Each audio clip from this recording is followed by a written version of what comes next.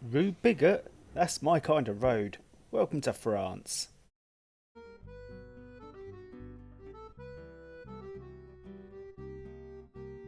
Yes, we're off to Provence for some sun and some snails, but we need to spend a quick night in Marseille. I hope it's not a shithole. It is a shithole. It's like little Algeria. However, these stairs leading up to Marseille station are lovely. I wonder what the view's like from the top. I wonder if you can see the mountains in the distance and the port. Maybe. Let's find out.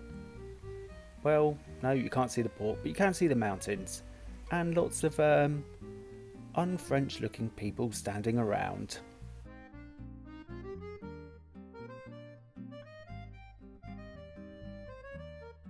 I wonder what's happened to this fella over here. Maybe he's got sunstroke, or he's worked too hard.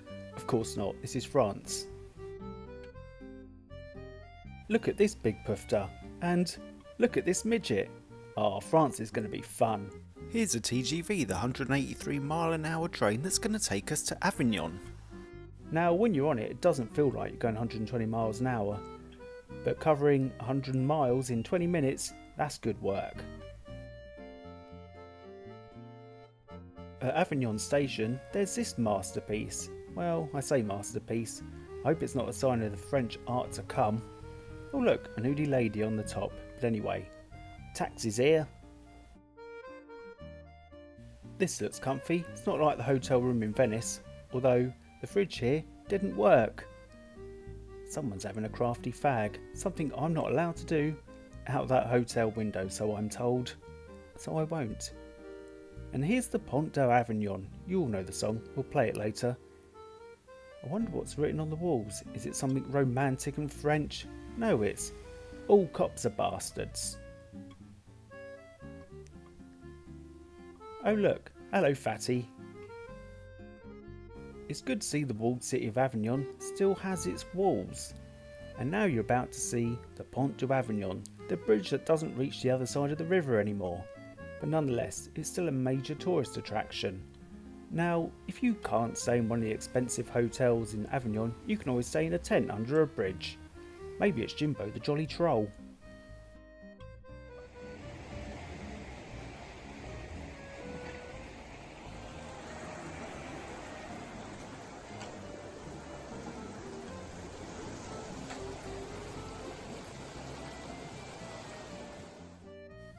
Don't jump, pigeon, you'll find some food eventually, as will we, at some point.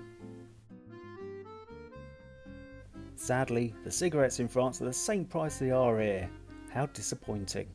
But here's the Palace of the Popes, which was the centre of the Catholic Church for a good number of years, whilst it wasn't taking place in Rome.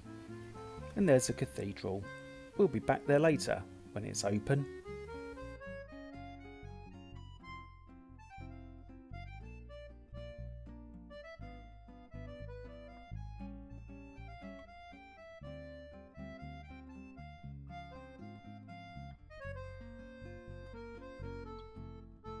Avignon is a lovely city to walk round because it pretty much looks like how it did many years ago.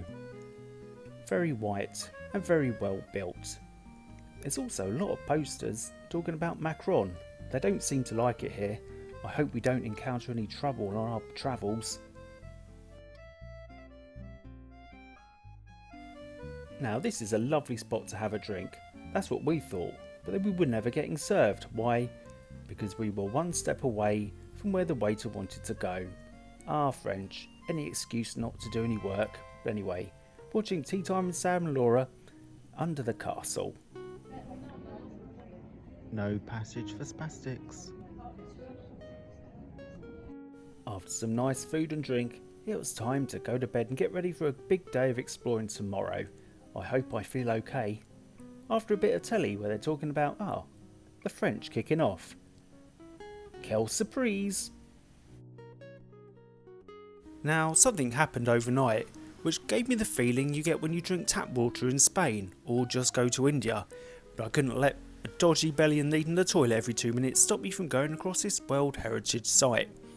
The bridge was originally built in 1177 and 1185, made of wood, but then they rebuilt it with stone. Check out that drawbridge, we need more of those.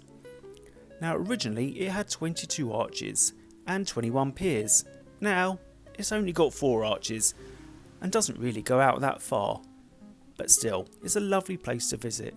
Check out that chapel in the middle. And here's the water detector. Or is it the weather detector? I don't know. I didn't read the sign. And over there are the Little Alps.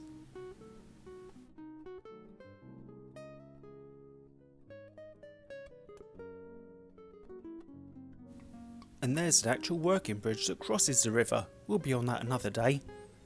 But anyway, I wonder if she's going to push this fella off the end so she can get some insurance. More than likely. Anyway, we're not standing around to watch because we've got the chapel in the middle of the bridge to go to. This is the Chapel of St Benazet, which is also the name of the bridge. I probably pronounced that wrong anyway. But it looks nice. And there's Mary on the wall.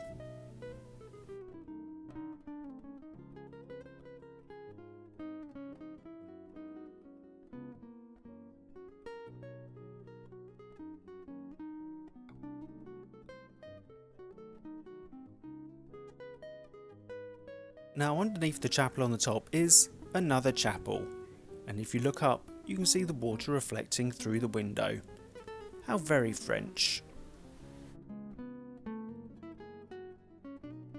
Now despite being a walled city with the walls still there are only small parts you can still walk on, such as this bit. And if you look across, look, it's the bridge, and it only costs €6 to go on it. Nice. Now this is what it used to look like. This is just a picture, this ain't real. Where the bridge used to span with its 22 arches across to Villeneuve. We'll go there tomorrow. It looks very hilly though. Hope I don't feel the same as I do today.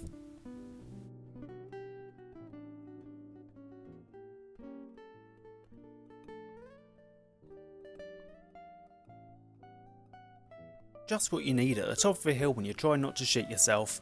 Getting stung by bees. Now at the top of the hill there's a lovely park full of ponds and lovely views and statues of people I don't know. Like this fella, no idea who that is.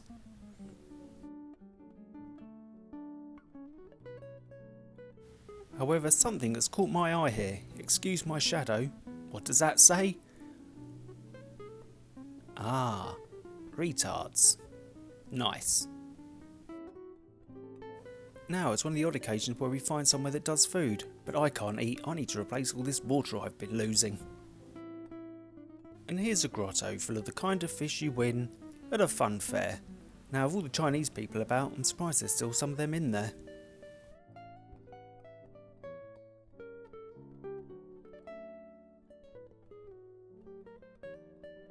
Now at the edge of the park are these French looking ribbons at the bottom of this statue, which stands just outside of the cathedral. I wonder if it's open yet. It's France. Of course it's not.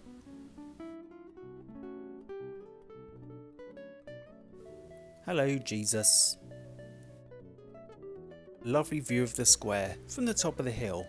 I sure hope there is nothing here to ruin it. Oh yeah, of course there is. Please don't jump. Now when they're not ruining the lovely views, they're sat on the grass playing their shitty music out loud. France, why'd you let them in? Now to the Palace of the Popes. In the 14th century, the papacy moved from Rome to Avignon. When Clement V was elected Pope in 1305, he decided to transfer the power to Avignon to avoid the upheavals in Rome. He chose to build on the foundations of an old bishop palace, but it was under Pope Benedict XI in 1334 that the original buildings were really expanded. The site is actually 2 palaces joined together, that of the old palace, constructed under Benedict XII, and the new palace, begun under Pope Clement VI in 1342. The rules for entering are don't have BO and don't cry. The palace covers 15,000 square metres and is the biggest medieval Gothic building in Europe and the largest Gothic palace in the world. Check out these wooden doors, nothing's getting through them. Here's some paper from the 1300s. It's still as clear as it is now. My old copy of the Watford Observer's already gone yellow from 1998. Now unfortunately a lot of the palace does look like this, and you're not allowed to take pictures in the painted rooms, but it's still amazing to walk round. White people construction. Yeah, there was a fire in here once. That's a big oven. I'm sure you could bake lots of bread in here. And, in something completely unrelated, here is a big list of all the people that help finance this palace. I wonder why that's right next to the oven. I don't know, I can't make the connection. If you can, let me know in the comments. Now, out to the gardens. Someone's having a little rest there. Get up, you lazy sod.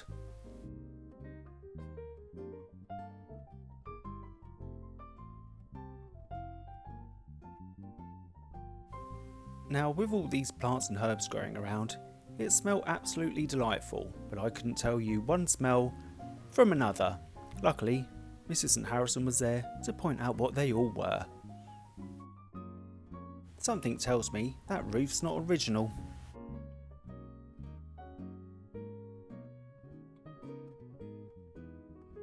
That is some chimney, but right next to the windows, some of those naughty popes have been writing racial slurs, or at least trying to start off the train.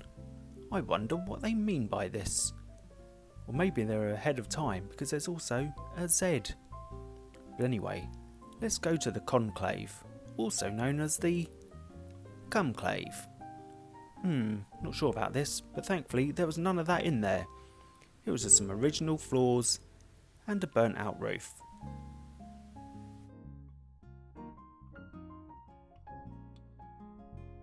Now this is where we find a lovely carving of Christ carrying the cross, and all his people crying about him. But there's something very suspicious about this fella. I can't quite put my nose on it. Did you used to get told off for pulling a stupid face in your school photos as well? Or was it just her?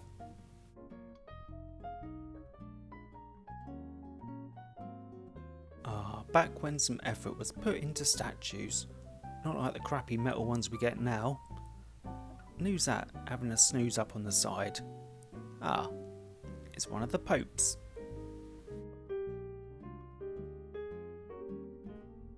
Now this is what this big hall looked like when the military were using it, and this is what it looks like now. The military ruined the place by knocking out windows, bricking up windows, and selling bits of the artwork off for money.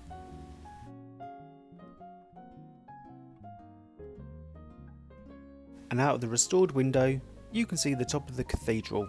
We'll be going there when it decides to open back up. And here's the outside of the palace. It is well worth a visit. Hello fatty with your back boobs.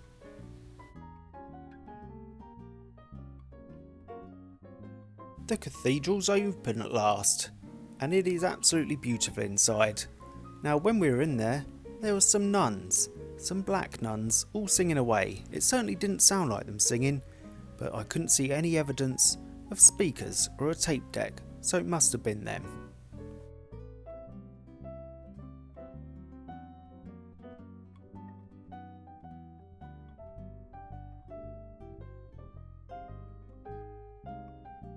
And there they are, singing away.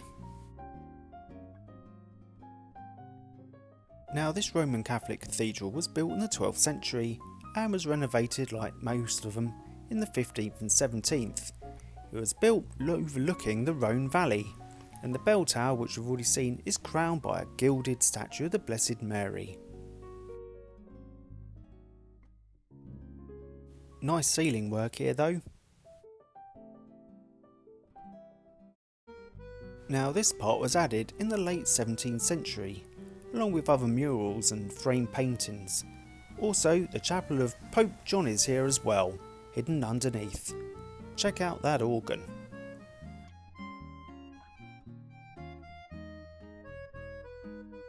Anyway, that's enough of roofs and cathedrals for now.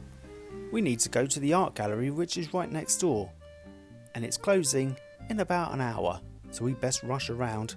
I hope there's some good art in there and nothing mucky.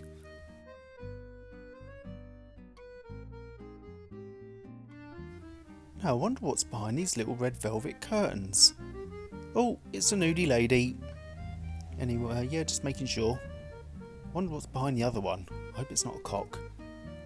Thankfully not. But anyway, I'll probably best go and check the other one again, just in case I got it wrong. No, definitely a nudie lady. It's not all muck in this art gallery. There are some lovely triptychs from the 13th century. What's this fella holding here? And what does that say? Oh dear.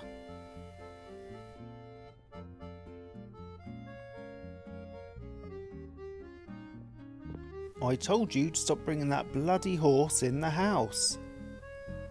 Well, love, I told you to stop wearing bat wings. It's not Halloween anymore. Oh yeah. I think we've found who's responsible for carving those ends in the Palace of the Popes.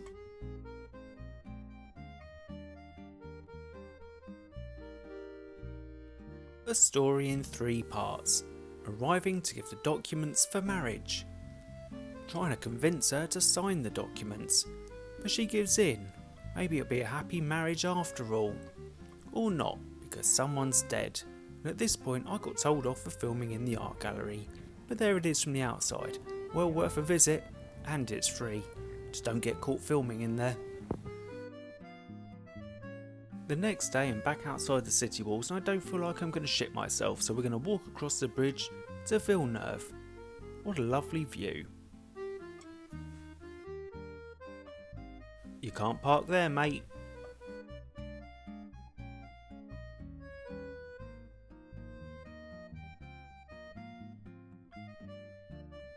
Walking up the hill to the fort, it looks a little bit like the villages in South Wales, but eventually we made it. Can't wait to go in, but unfortunately they can wait because, like everything here, it's shut and you have to wait an hour to get into anything. Still, there are worse views when you're waiting around for an hour for the French to open up and do something.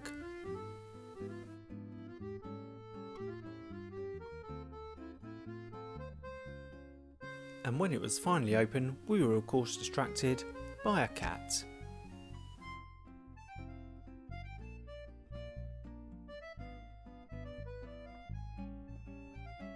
Eventually we made it into Fort St Andre, and you can see how good a defence it was, as described by Mrs Saintharrison in a second. Definitely a very good strategic position.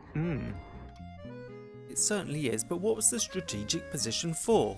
Well, built around 1292, the King Philip le Bel set about reassuring the defence against Avignon. Yes, this wasn't for foreign invaders, it was for Avignon, the city across the river. They probably shouldn't have built a bridge joining them. Oh, you can't go in there, that's a separate part of the hill that you have to pay separately to go into. Of course, it's France. Check out these arrow holes though. Ideal, we need to bring these back. Of course, only for show, not for actual violence. And of course, there's a chapel in there. And it was very quaint, once these two idiots got out my way.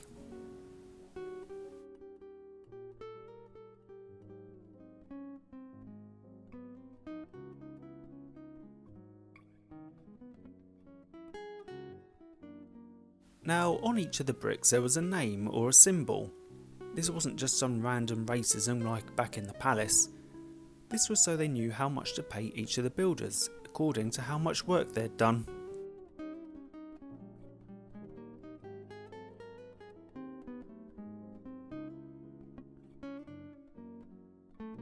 It's a good job they appreciated fire safety back in the day.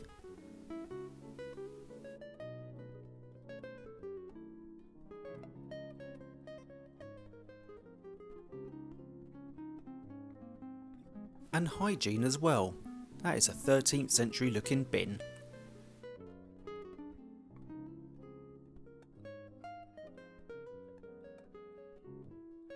At the top of that spiral staircase is a small amphitheatre.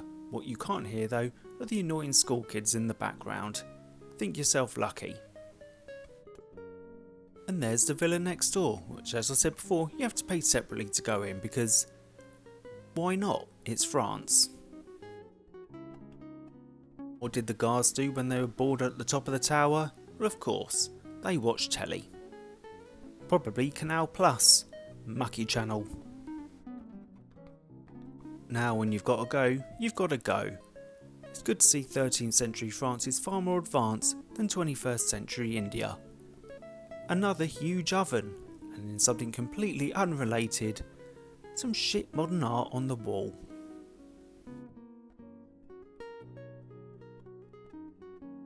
Now if you're a spastic or you're lazy and you don't want to walk across the top of the walls, you can just use the bottom stairs instead, if you're really sad. After the trip to the fort, we decided, yeah, we'll go in the villa as well, why not? We walked all this way. It was quite eerie at the start, it's like something Derek or Cora would enjoy. Hope these lights come on. Ah, yeah, thankfully they have. Sadly, there was a lot of shit modern art in here as well, but I'm not going to show you that, because I'm sure there's some more interesting pictures in the next chamber, like the one of the Queen Mum here, or, even better, a picture of a cat, probably the one outside.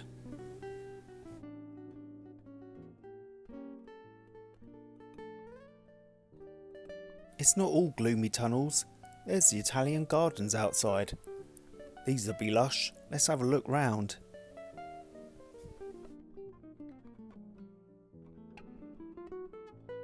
Ah, it looks like the gardener has been on strike as well. Of course, there's another chapel in the garden which Mrs. Saintharrison is running off to find, and underneath the chapel was a cave where the bloke who built it used to live. It was a lovely little chapel and it was very quaint, but you couldn't swing that cat in here. After the walk back down the hill, we came across another Notre Dame church, only this time it was shut, unsurprisingly, because it's France. But then luckily, we noticed the door was open, so we let some German tourists go in there just in case we got in trouble and let them take the blame. But once we got inside, it was very nice. The church was completed in 1314 and consecrated in 1333 by Cardinal Arnaud de Vere, Bishop of Cahors and a nephew of one of the Pope Johns. The bell tower wasn't added until 1362 and the church and its cloister were made a monument historique in 1862. Anyway, there it is from the outside. But we've actually finally found somewhere that's serving food. And what better to have when you're in France? At a restaurant served by someone who looks like Lurch from the Addams Family. But that French delicacy, the snails. And, as much as you may cringe, they did taste very nice. Mrs. Saintharrison wasn't having any of it though. Wouldn't let me go near her afterwards. Can't imagine why. Another day, another church. Oi, you ain't meant to be here. We just need to find a way in. Now, this church in Avignon was full of stained glass windows, as you'd expect, but we saw some extra special ones, because the one just above the altar looked like someone we all know. You'll see.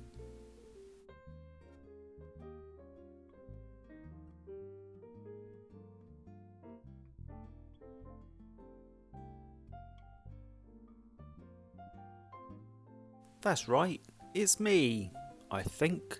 I hope I'm in good company in here. Let's go and have another look round. Apparently not, because there is St. Spaz. Great. That's enough churches for the time being. We need to get on a train because they're actually running today so we can go to Nimes and get some lovely food. But not before we stop by the Hotel Cloitur's. Probably not how it's pronounced. Lovely outside, but the rooms are shit. And there's the city wall gates. Isn't it lovely? And there's the train station in the background. I wonder if they've got little poncy French train tickets. No, they're massive. And they also don't check them. What a waste of €40.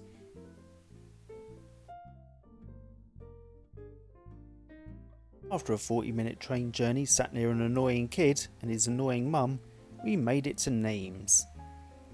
Isn't it lovely? It's also a little bit black. Now at the top of this stretch is a lovely fountain, and to the left of it a Colosseum, which is in far better condition than the one in Rome. Definitely worth a visit.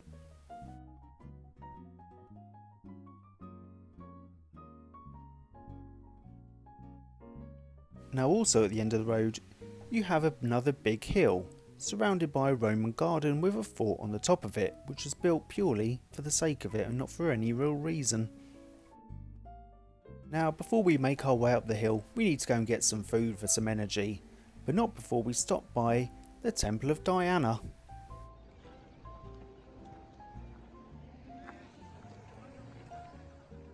So what is the Temple of Diana? Well, no one really knows because it's still a mystery. It was originally built in the 2nd century under the reign of Augustus. It has been said that the Temple of Diana may have been a library. It is most likely that the temple wasn't actually a temple, but the library faced onto a portico that enclosed much of the spring sanctuary. The springs which we just saw. There's none in there, it's all dried up. But again on the walls here are all the names of the people who laid the bricks, so they knew how much they were going to get paid. That's some clever thinking. Makes you wonder if you went and scratched your name on other people's bricks, or whether you'd get caught out. But that's enough brickwork. Let's go and have some lunch because we found a lovely little spot that's open and has tables next to the river. I'm sure the food here will be lovely. But no, it won't be. Why? Because they're not serving. They open from 12 till 2 PM every day and that's it, unless you want some cake.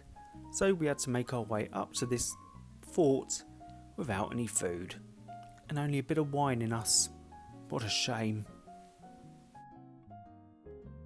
The starvation walk up the top of the tower was well worth it though, because you do get a lovely view of Nimes. From up here it's so peaceful and you can't see all the Africans down in the little side streets. What bliss when you're on holiday in a European country. And here's a random Roman building just in the middle of the city, still preserved. And what's to the right of it? Ah, some shitty modern building built by an Englishman. We say English, we know where he'll be really from. Back to this. The search for food continued. We saw a restaurant, there was lots of people sat outside, but again, they were only serving drinks. You gotta love the French. But inside the church, there still wasn't any food, but some very pretty views. It wasn't a very peaceful church, however, because all the people in there were banging and clattering these awful wooden chairs. So much for sanctity.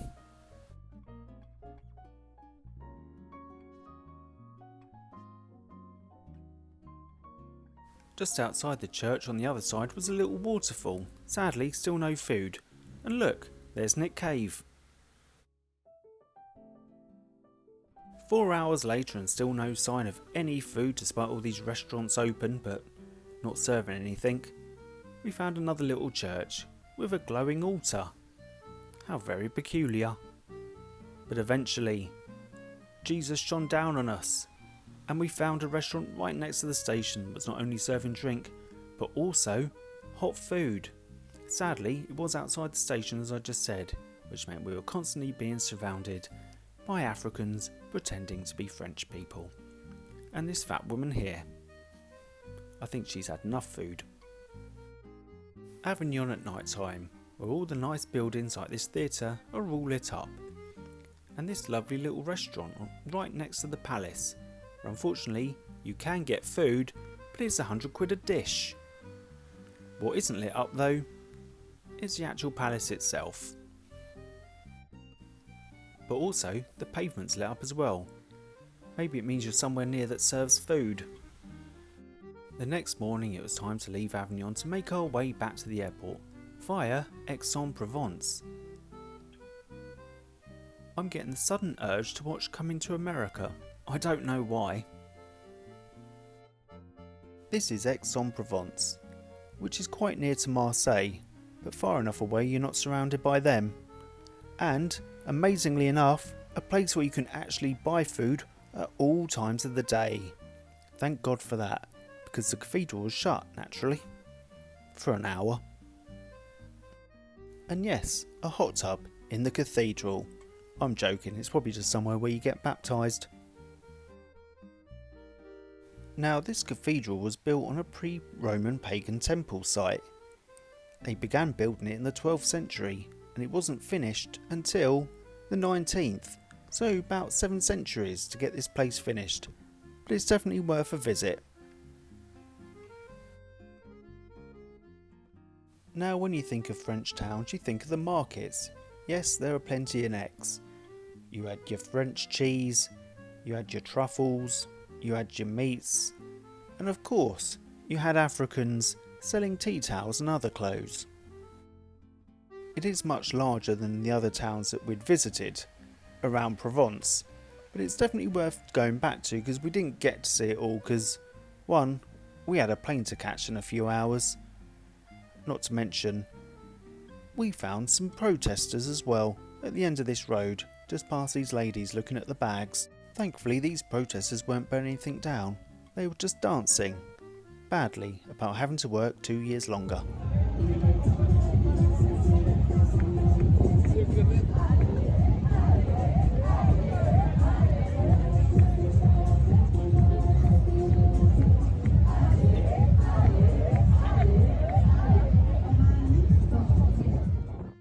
That's quite enough of that. The plane's arrived and it's time to go home. Avignon and the surrounding area was lovely.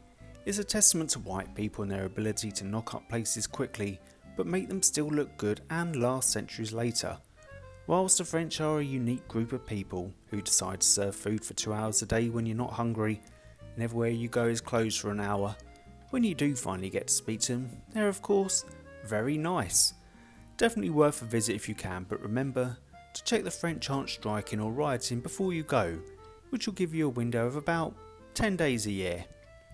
Also, avoid Marseille, you know why. Well, at least until they get rid of them. Until next time, ta-ta for now. If you enjoyed this video or thought it's slightly less shit than the others, you can always buy us a Cuppa on Ko-fi, and thank you in advance if you do. Remember, everyone who bought one in February and March and the 1st of April will be entered into a draw to win a Saintharrison mug. Now, that's better than the tea towel sold by an African in France.